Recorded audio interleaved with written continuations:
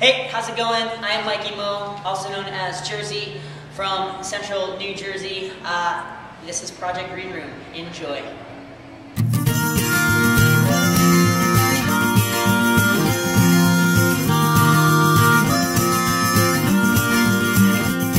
I'd sing you to sleep if I had it in my heart. Here we are with Mikey Mo in Marlboro Rec Center. Yeah. How are you doing in the cold, Great, man? What's that? How you doing with the cold weather, man? You know what? It's all right. I've adjusted. At first, it was kind of really bumming me out, and I wasn't leaving my house much. But then I found the scarf, and nice. I found the heavier things to wear under things, and yeah, now I'm feeling good. So I'm enjoying it. The holiday spirit's here. So. Exactly. 2 weeks till Christmas. So. I can't wait. Awesome. So when you were younger, what made you start wanting to play guitar and writing songs? What's your influences? I mean, honestly, it's pretty much the same thing as anybody else. You know, I started listening to music, and I found out that, oh my goodness, you can make a career out of this. You know what I mean? And then like you find your favorite artist and your favorite band, your favorite singer, and you know, it's kind of, I guess, just the same old story for everyone. You know, nothing makes me unique next to the next guy. You know, other than the fact that like Hanson was mine. Awesome. Like, I mean, I grew up on like Bruce Springsteen and a lot of 90s Definitely. pop, but I think it was really just Hanson back in like 5th grade, seeing like such young kids playing instruments and on MTV and all over the radio, and it's like, wow, they're so young, they're my age, and they're doing this. Like, that's so neat, and I got really into it. I started playing keyboard a little bit. Right. I wanted to be that Taylor Hanson. And then, you know, I picked up a guitar in middle school, and I started writing songs, you know, and so I thought I was writing songs. And, you know, I just kept going. I still think I'm writing songs, but, you know, it's cool, it's fun, and I do it because it's what makes me happy. Now, you grew up out of the New Jersey music scene. Sure did. Have you seen any differences from back then when you were 17 playing shows till now? Yeah, man. I mean, you were kind of gone for a few years doing, yeah. you know. I mean, honestly, the last few years hasn't changed New Jersey as much as the few years before that. When I was like a freshman and sophomore in high school, bands like, oh my god, like I'm giggling because I'm in heaven thinking about what the scene was like then, because it was just so rich, and there was Skate and so much, surf. yeah, I mean the skate surf scene. You know, there was the starting line, the early November, which is insane because I got to, you know, watch Ace Enders all summer on Warped Tour, and you know, it's like all those bands, the drive-through scene, you know, everything that was along with it. You know, Newfound Glory, Phoenix TX.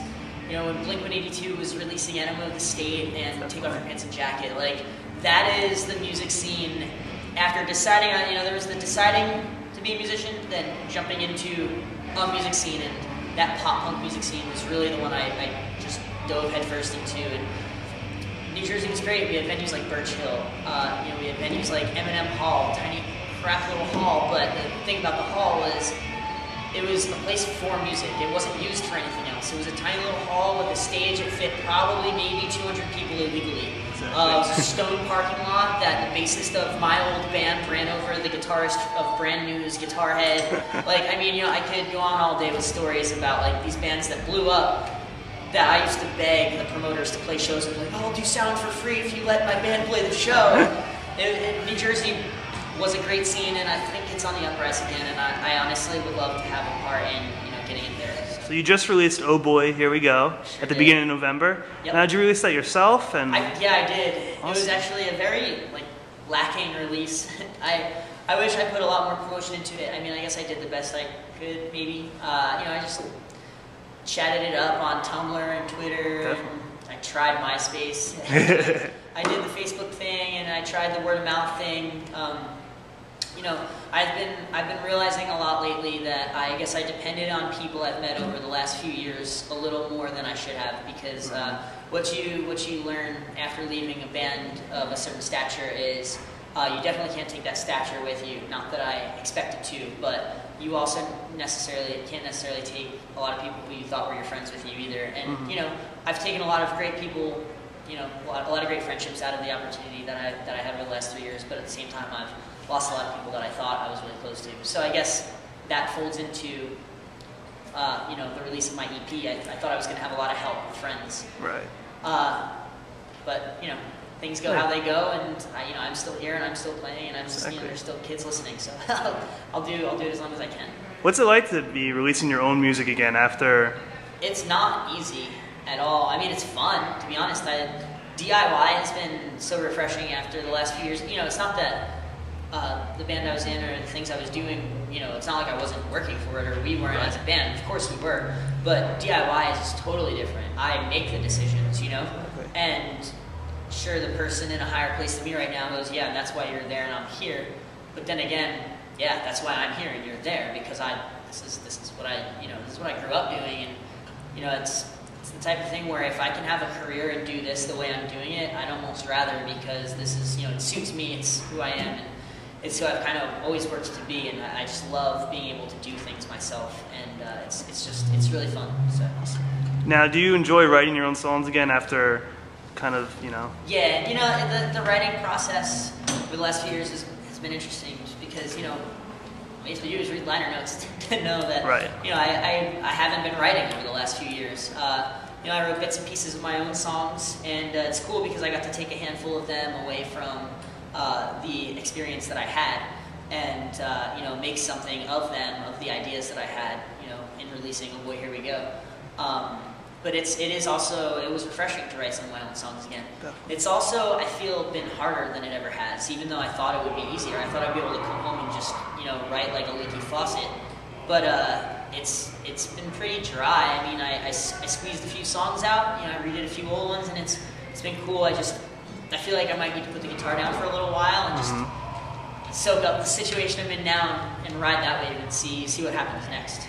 Now on stage, you mentioned a album in like 6 months, 15 to 20 songs. You want to talk a little bit about that, or? Correct. Yeah. I really haven't like announced anything officially yet, but not that there needs to be an official announcement about it. It's really just me. It's something I wanted to do, honestly, just for my friends and family. Basically, everyone I know knows that I've been writing for years, and it's, you know, it's awesome. I feel like everything I've written from the year 2000 until right now literally tells a story of who I was, what I was doing, and everything that's come of it since then.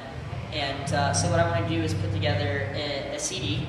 It may even have to be 2 CDs because it's kind of a lot of songs, or maybe even like a story kind of thing, you know, where it's just going to tell a story of me, and I want to call it Some of My Faves for My Friends and Family. So if you consider yourself my friend or my family, I'd love for you to take part in it, and that's kind of the direction I'm going. I'm going to pull my favorites of everything I've ever written and probably record them with one acoustic guitar and one vocal track, you know, maybe some pianos and strings, and that's it. You know, keep it nice, soft, and simple. I want it to be natural, and I just want to have fun with it. Do you record everything yourself? Yeah, I do. It's, you know, you can tell by listening to it. What was your favorite moment of 2010? Warped Tour. Warped Tour. And that's a lot of moments. Yes. But I mean, that if I could take one big moment out of 2010, Warped Tour. Honestly, Warped Tour was the best time of my life. Straight up and downright, it was honestly the coolest experience I've ever had. The most people I've ever met. I mean, it was a big traveling circus show slash, you know, like summer camp. It was dirty, hot, sweaty. You know, it was an opportunity that really kind of taught me a lot about myself. I think Warped Tour had a lot to do with me leaving the band I was in and making some of the decisions I've made recently. And it was just because, you know, of what I got to learn about myself. You know, I got to be on my own a lot on Warped Tour and see how things were ran in other places and the way other people treated other people. And it was just a really interesting ride. And I thank Warped Tour and everybody that had anything to do with it for kind of shaping me and, you know, kicking me back into shape. So. What are you looking forward to in 2011? Honestly, this may sound strange, and I don't want to scare anybody into, you know, not following me anymore, but I want a career again, you know, outside of music. I think it'd be really cool to find some stability in something other than music, just because obviously music is, you know, very, you know, unstable. It's, you know, it's the only way to put it, and I love it. It's an adventure, obviously, but right now, financially, I can't make that. I have no label backing, I have no label interest, I have no management backing or interest, and I'm not saying I should have any of that. It's just, you know, it's hard to do it on your own, and, you know, I have bills to pay, and, you know, teeth, cavities to get filled, doctors to see. You know, I can't do that from selling t-shirts at a show, unfortunately. If I could, trust me, by all means I would.